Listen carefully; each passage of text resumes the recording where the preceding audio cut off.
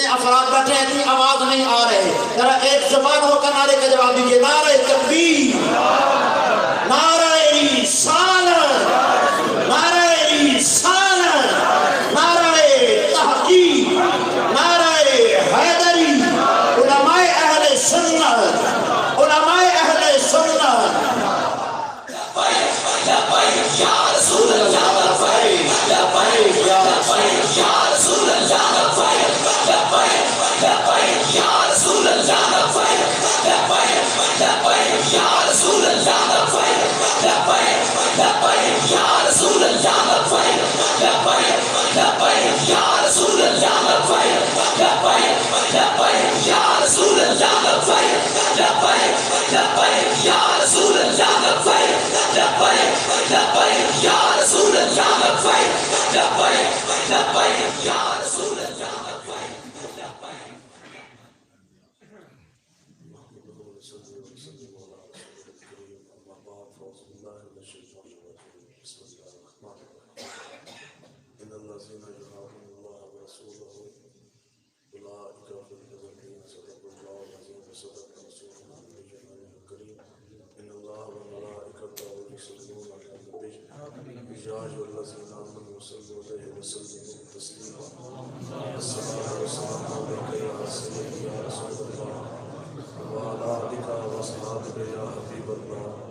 الصلاة والسلام عليك يا سيدي يا رسول الله وعلى آلك وأصحابك يا حبيب الله الصلاة والسلام عليك يا سيدي يا رسول الله وعلى آلك وأصحابك يا خاتم النبيين۔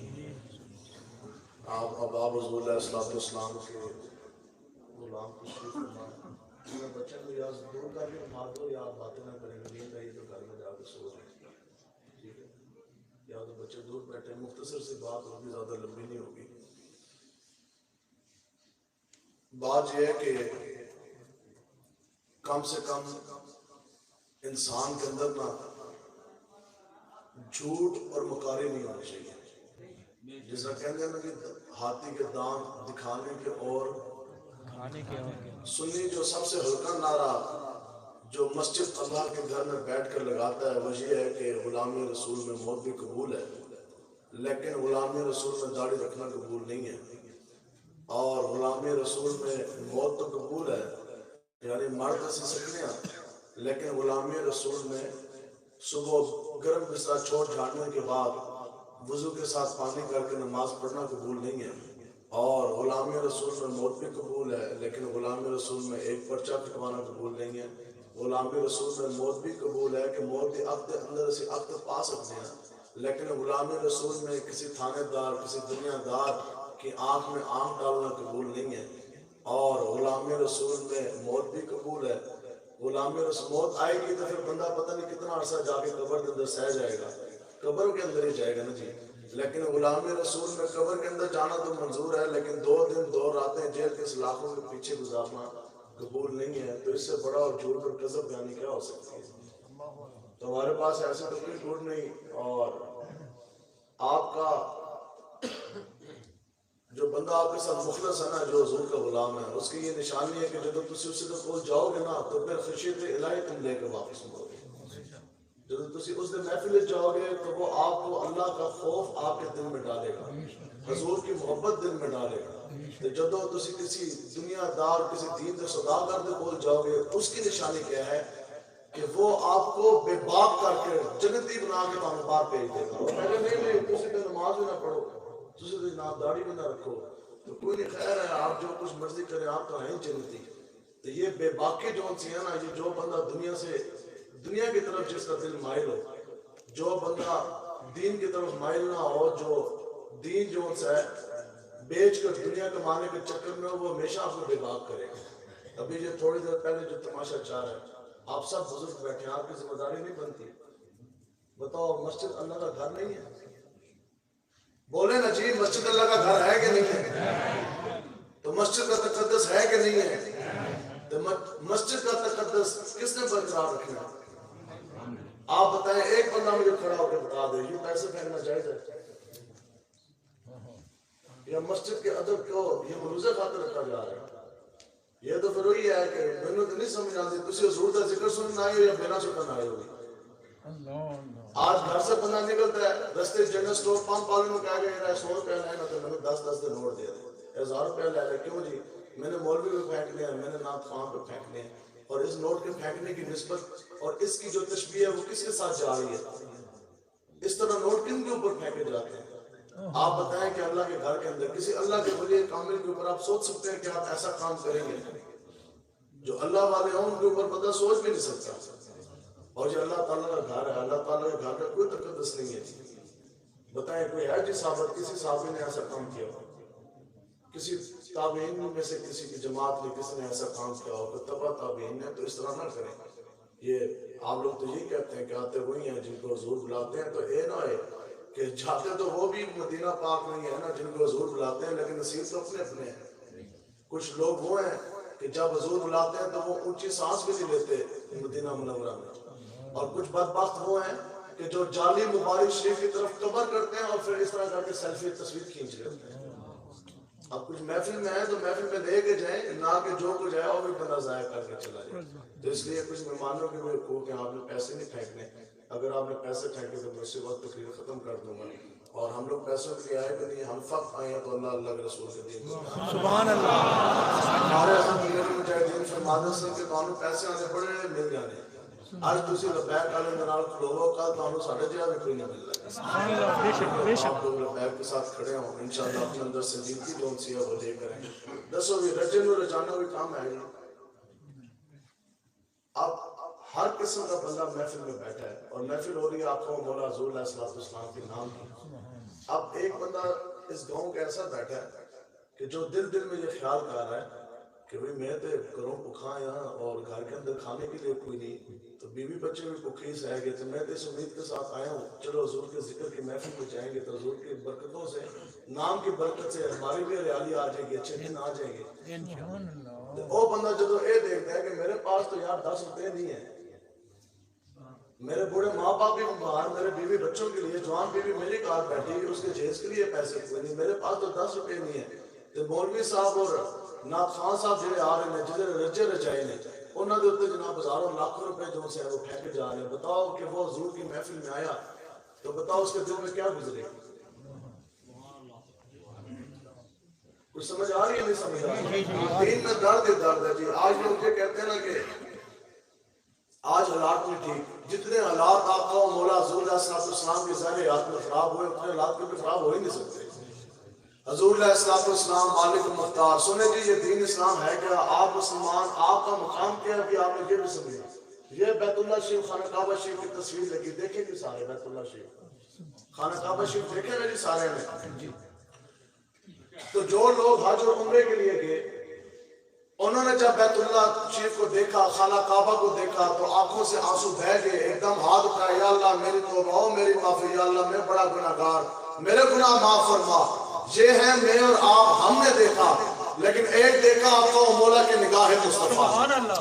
آقا و مولا نے جب دیکھا نا, سنو جی, جن مالک آقا و مولا مالک مختار کے ماننے والے ہم, جن کا کلمہ پڑھنے والے ہم, آقا و مولا مالک مختار تو میں اتنی اس نے دے گئے جس کا شمار ہی کوئی نہیں. آقا و مولا حضور علیہ السلام نے جب خانہ کعبہ بیت اللہ کی طرف دیکھا تو آقا و مولا نے اشارہ کیا اور مخاطب ہوئے. حضور نے فرمایا کہ اے کعبہ اللہ, ہمیں یہ معلوم ہے کہ تو اللہ کا گھر ہے. حضور نے فرمایا ہمیں یہ بھی معلوم کہ تیری بہت بڑی عزت, تیرا بہت بڑا مرتبہ, تیرا بہت بڑا مقام, لیکن قیامت تک جس انسان نے مجھ محمد عربی کے نام کا کلمہ پڑھا اس کی عزت, اس کی مرتبہ, مقام کعبہ اللہ تجھ سے بگاڑ کر. سبحان اللہ. کعبے کی عزت کتنی, لیکن جو آپ قلعہ بہار میں, چکوال میں, قلعہ گڑھ میں جو حضور کے غلام آپ بیٹھے, حضور نے آپ کے اور میرے بارے میں یہ فرمایا کہ کعبہ اللہ تیری بہت بڑی عزت, لیکن وہ انسان جس نے مجھ محمد عربی کے نام کا کلمہ پڑھا اس کی عزت, اس کا مرتبہ, اس کا مقام کعبہ اللہ سے بگاڑ کر. لیکن محبوب غم گزر کی محنتوں کا کیا خوب ہم نے سلا دیا, جو ہمارے غم میں گھل گئے ہم نے ان کو دل سے بھلا دیا. آج قرآن کے قانون کے نفاذ کی کوئی بات نہیں کرتا, آج لوگ دنیاوی لوگوں کے نظاموں کے پیچھے بھاگ گئے. بتاؤ جی قرآن مجید اللہ تبارک و تعالیٰ نے کیوں نازل کیا؟ قرآن مجید نازل کرنے کا یہ مقصد تھا کہ صرف اور صرف اس کی تلاوت کی جائے, یا قرآن مجید نازل کرنے کا مقصد یہ تھا کہ جو بچی بدے ہو رہی ہے تو اس کے ساتھ سایہ کر دیا جائے، یا قرآن مجید کے نزول کا مقصد یہ تھا کہ جو پڑھیا پہ جائے کہ جناب لے آؤ جی قرآن مجید جھوٹے تو سچے جناب بھلو چالیں جان. قرآن مجید کا ایک مقصد نہیں، قرآن مجید کا ایک اپنا قاعدہ، ایک اپنا قانون ہے جس کے اندر اللہ تبارک و تعالیٰ کے احکامات آقا و مولا حضور علیہ السلام کی شریعت مطہرہ کے اس کے اندر اصول اور قوانین ہے. قرآن کا ایک اپنا قاعدہ قانون ہے کہ نہیں ہے جی؟ قرآن کا ایک اپنا قانون ہے، ایک اپنا قاعدہ ہے. بتائیں جی آپ سب قرآن کے پڑھنے والے ماننے والے، قرآن کے قانون کا نفاذ کس نے کرنا ہے ملک پاکستان میں؟ ہندوؤں نے، سکھوں نے، یہودیوں نے، یہود و نور کے ایجنٹوں نے، یا آپ محمد عربی کے غلاموں نے؟ آج محنت جو کفریہ جو محنت ہے نا، یہ ایک نہیں، یہ ہزاروں ایسے جملے اور ایسی ٹریننگیں ہماری کی گئی ہیں کہ ان کے اندر سے عشق مصطفیٰ کی پاور بھی کھینچ لی جائے. آج اگر حضور کے ساتھ پیار کریں تو پھر بھی سوچ کے اپنی ذات کو آگے رکھیں، اپنی ذات کو مقدم رکھیں، اللہ کے قرآن و حدیث کو پسے پوچھ ڈالیں. اور حضور نے فرمایا تم میں سے تو کوئی انسان اس وقت تک مومن ہو ہی نہیں سکتا جس وقت تک کہ وہ اپنے باپ، اپنے بیٹے، ہر انسان سے بڑھ کر وہ محمد عربی سے پیار نہ کرے. اب آپ لوگ سب ہمارے بڑے بیٹھے، آج یہ محنت کی جا رہی ہے کہ قرآن کا قانون صرف اور صرف مسجد کی چار دیواری کے حد تک ہے. مسجد کی چار دیواری کے اندر قرآن کا قانون ہوگا. مسجد کی دہلیز سے آپ نے باہر جانا تو سامنے بدکاری کا اڈا بھی ہے، سامنے جوا بھی کھیلا جا رہا، بازار کے اندر سود بھی ہے، بڑی ہو بلند ہو بالا عمارتیں سود کی کھڑی ہوگی.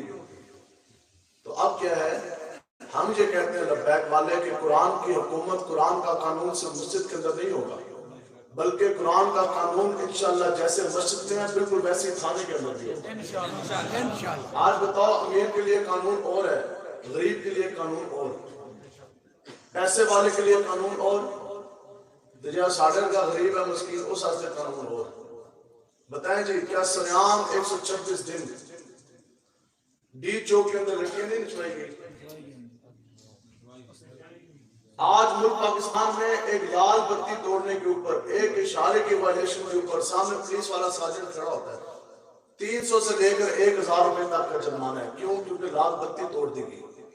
تو جس انسان نے ایک بتی نہیں 126 دن آقا و مولا حضور علیہ السلام کی حدیث مبارک کے قرآن کے قانون کی چیزیں دھجیاں اڑا کے رکھ دی، اسلام کا قلعہ پاکستان کے اندر جس نے سریام اسلام آباد کے اندر 126 دن لڑکیاں نچوائی، سریام اللہ اور اللہ کے رسول کے حکم کی خلاف ورزی کی.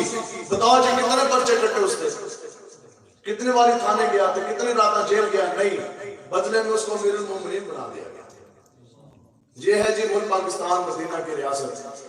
اور جس نے آقا و مولا حضور علیہ السلام کے عزت ناموس پر بدترین گستاخی کی، آسیہ ملونہ گستاخ رسول، اس کو راتوں رات جیل کے تالے کھلے پروٹوکول کے ساتھ باعثت پری کر کر اس کو باہر کے ملک بھیج دیا گیا. اس کے لیے انتخاب ہوا پھولوں کا ہار، اور وہ ممتاز حسین قادری جس نے آقا و مولا کے عزت کو پہنا دیا، کانسٹیبل ہو کر وقت کے شیطان تاثیر وقت کے گورنر کو ستائش گولیاں ماری، اس ممتاز قادری کے نے کہا یہ تو دہشت گرد ہے. آج جو حضور کی عزت کی بات کرے وہ دہشت گرد، جو عقیدہ ختم نبوت کی پہرے داری کے لیے نکلے وہ غدار وطن، جو قرآن کے قانون کے نفاذ کی بات کرے وہ جناب باغی بن جائے ملک پاکستان کا. بتاؤ کہ ملک پاکستان ہم نے اس لیے لیا، کہ ملک پاکستان اس لیے تھا کہ ہماری ماں بہن بیٹیوں کو برہنہ کر کر ان کی چادریں اتار کر 126 دنوں کو نچایا جائے. جب ملک پاکستان اس لیے تھا کہ ہر ماں بہن بیٹی کی چادر جو سے وہ سلامت رہے، کسی بھی ماں بہن بیٹی کی عزت پامال نہ ہوتی رہے. آج بتاؤ جی کیا 6 عمر کی بچیوں کے کیا ریپ نہیں ہوئے؟ 6 سال کے بچوں کی کیا اس نے نہیں روکی گئی؟ بتاؤ جی ایک بندے نے پھانسی ہو رہی ہے، سارے سمانتوں پہ باہر آ رہے ہیں. تو آج جس نے 126 دن لڑکیاں نچوائی وہ بن گئے تھی امیر المجاہدین، امیر المومنین. جس نے 126 دن لڑکیاں نچوائی وہ بن گیا امیر المومنین. اس کو بنا دیا گیا جی صدر و وزیر اعظم پاکستان. اور آپ لوگ بھی ایسے ہی ہیں، آپ تو سارے قرآن پڑھنے والے بیٹھے ہیں جی اندر، ہمیں تو نہیں سمجھ آتی. نیچے بیٹھے ہوں قرآن و حدیث پڑھنے والے، اور اندروں جب نمائندہ باہر نکلے تو وہ آج جو قرآن کا منکر ہو. ہم ساروں کا ہیرو ہے ممتاز حسین قادری. ہیرو ہے کہ نہیں ہے جو ممتاز؟ جلندھر جو بندہ منتخب ہوئے تو وہ ہو فواد ڈبو جو کہتا ہے ممتاز قادری تو قاتل ہے، اس نے یہ بکواس کی کہ ممتاز حسین قادری نے جو گستاخ رسول شیطان تاثیر کو جو 27 گولیاں ماری وہ جہالت کی بنیاد پر ماری. جڑا بندہ تفظ ناموس سے رسالت حضور کی عزت ناموس کی پہرے داری کو جو انسان جہالت کے ساتھ جوڑے اس سے بڑا جاہل اور اس سے بڑا بدبخت کون ہے؟ تو انشاءاللہ ہم نے محنت کرنی ہے، نظام مصطفیٰ کا ہم نے نفاذ کرنا ہے. تقریریں بڑی ہو گئی ہمارے حضرت امیر المجاہدین آپ فرماندے سے نہ فرماندے سے بیٹا تقریریں بڑی ہو گئی. اب تو میدان عمل میں آنے کا وقت ہے. میدان عمل میں آئیں گے نا جی انشاءاللہ. پکی بات ہے جی. آپ لوگ ہمارے بزرگ بیٹھے، آپ لوگ ہمارے بڑے بیٹھے. بتاؤ جی ہم لوگ غیرت والے ہیں نا؟ کیا ہم اپنی ماں کو کوئی گالی دے تو ہم برداشت کر سکتے ہیں؟ تو پھر ہماری ماں نہیں پوری دنیا کی مائیں ملا لی جائے نا تو اس خاک پر قربان جہاں سے ام المؤمنین حضرت امی عائشہ صدیقہ رضی اللہ تعالیٰ عنہ تمام مومنوں کی ماں ہے نا. تو بتاؤ کہ حضرت امی عائشہ صدیقہ رضی اللہ تعالیٰ عنہ کو آج گالیاں نہیں دی جا رہی؟ اپنے باپ کے بارے میں کوئی انسان گالی نہیں سنتا، لیکن افضل الخلق بعد الانبیاء حضرت جناب ابو بکر صدیق رضی اللہ تعالیٰ عنہ آج سے 2 سال پہلے کیا وہ کافر سے بھی بڑا کافر، خنزیر سے بھی زیادہ پلید وہ ذاکر اسلام آباد کے اندر تقریر کرتے کرتے نقل کفر نباشر معاذ اللہ وہ حضرت ابو بکر صدیق کو وہ کافر نہیں کہہ گیا؟ کہا سب نے دیکھا، سب کو پتا، لیکن کہہ جی راتوں رات اس کو جہاز میں بٹھا کر انگلینڈ بھیج دیا گیا. اور ہم نے شان صدیق پر ریلی نکالی گستاخ صحابہ کے خلاف. ہم نے جب تقریر کی تو راتوں رات سانوں کڑیاں لا کے جیل میں پھینک دیا. یہ ہے جی ملک پاکستان. بتاؤ جی کیا حضرت ابو بکر صدیق جتنی بھی کسی کی قربانیاں ہیں یہ تو مہینہ ہی حضرت ابو بکر صدیق کے نا.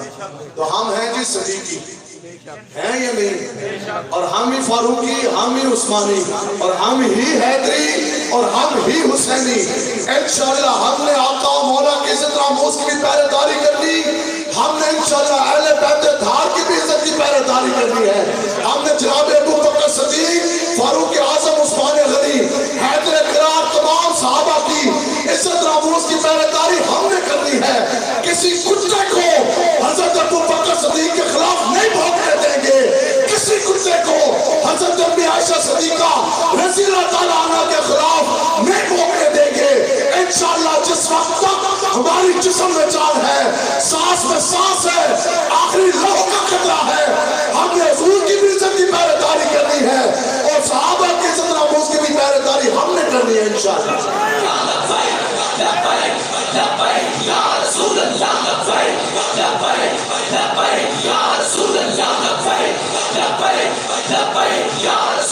حضرت ابو بکر صدیق رضی اللہ تعالیٰ عنہ آپ کا مقام جب آقا و مولا حضور علیہ السلام اکیلے تن تنہا حرم کے اندر جب آقا و مولا نے جب کافروں نے حملہ کیا تھا نا اس طرح تو اس وقت کون تھا؟ پوری دنیا میں اس وقت ابو بکر صدیق تھے جو کہ تن تنہا اکیلے. حضرت علی رضی اللہ تعالیٰ عنہ آپ خود راوی ہیں، آپ فرماتے ہیں کہ ان حالات میں اگر کوئی سب سے آگے تھا تو وہ ابو بکر صدیق تھا. آپ فرماتے ہیں جو آپ کی دلیری، جو آپ کی بہادری، جو آپ کی جرأت، ہم تمام صحابہ مل کر بھی ابو بکر صدیق کے مقام تک نہ پہنچ سکے. ہر جگہ پر جب بھی آقا و مولا پر وقت آیا جس طرف سے بھی حملہ ہوا تو وہ حملہ آور حضور کی طرف نہیں جا سکے بلکہ ہر سن سے پہلے صدیق اکبر نے اپنا سینہ تان کے آگے کیا. حضور علیہ السلام کو حملہ ہوا، یہ جی حضرت ابو بکر صدیق. آپ نے تاریخ سال دفاع کیا، اکیلے آپ تھے، پورے مکہ کے کافروں کا آپ نے نت ڈال کے رکھ دی.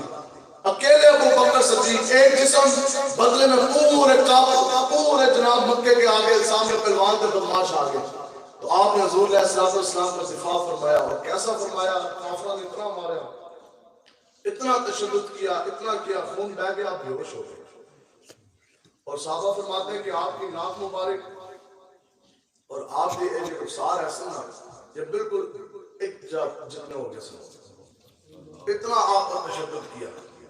اور آپ گھنے بالوں والے تھے لیکن کافروں نے آپ کے بال جو ہے نا سر سے اور بھی کھچ کھچ کے پھٹ لے تو آپ کی داڑھی مبارک میں ساری نوش کر دی. تو جب ہوش آیا اور آپ کے قبیلے کے لوگ پاس آ گئے اور نے کہا ابو بکر آپ ہمارے قبیلے کے ہیں، ایک مرتبہ آپ ہمیں کہیں ہم ان کی اینٹ سے اینٹ بجا دیں گے. تو حضرت ابو بکر صدیق نے آگے سے کیا کہا پتہ ہے؟ آپ نے یہ تو نے کہا کہ جناب مجھ پہ تو اتنا تشدد ہو گیا، خون بہ گیا، پتہ نہیں میں نے تو زندہ رہنا کہ نہیں. آپ نے فرمایا ما فعل رسول اللہ. آپ نے فرمایا حضور سے حملہ ہو گیا. مجھے یہ بتاؤ کہ حضور کیسے